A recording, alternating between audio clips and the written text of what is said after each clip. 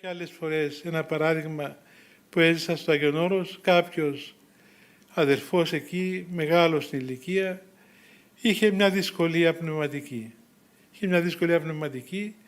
Και ήταν πολύ μεγάλος αγωνιστής αυτός, πολύ αγωνιστής άνθρωπος. Αγωνιζόταν πάρα πολύ στην πνευματική ζωή. Έκανε πολλούς αγώνες, πολλές ασκήσεις. Αλλά δεν μπορούσε να νικήσει αυτήν την αδυναμία που είχε. Αυτός πήγαινε στον γέροντα Παΐσιο και τον έβλεπε και ο γέροντας τον έστειλε να εξομολογείται κοντά μου. Και εγώ τον ρώτησα μια φορά, αφού ήξερε τη ζωή του. Λέω του γέροντα, τόσον αγώνα που κάνει, πώς δεν ελευθερώνεται από το πάθος? Μου λέει, ξέρεις, εάν τον ελευθερώσει αυτός από το πάθος, πράγματι με τον αγώνα που κάνει δικαιούται να ελευθερωθεί. Αλλά δεν τον ελευθερώνει ο Θεός, γιατί έχει σκληρότητα. Και θα γίνει σκληρός και θα χάσει τη βασιλεία του Θεού μέσα από τη σκληρότητα που έχει. Εντάξει, το είπε ο γέροντας.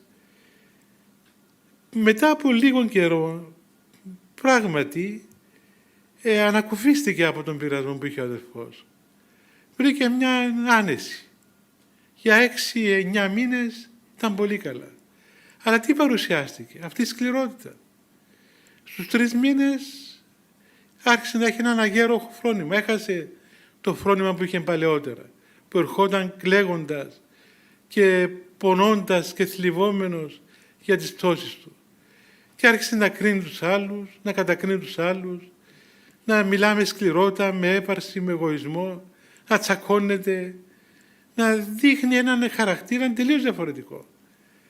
Οπότε λέω, καλά έλεγε ο γέροντας, ότι χρειάζεται αυτή η εκπαίδευση στο μαστίγιο αυτό στον άνθρωπο. Οπότε επανήλθε ο πόλεμος του προηγούμενος και ξανακατέβασε τα φτερά του και ξανακατέβασε τα μούτρα του στο έδαφος και τουλάχιστον έμεινε ταπεινός στην καρδία και πράγματι ο Θεός τον ελέησε και τον πήρε κοντά τους μέσα στην ταπείνωση και στη μετάνοια.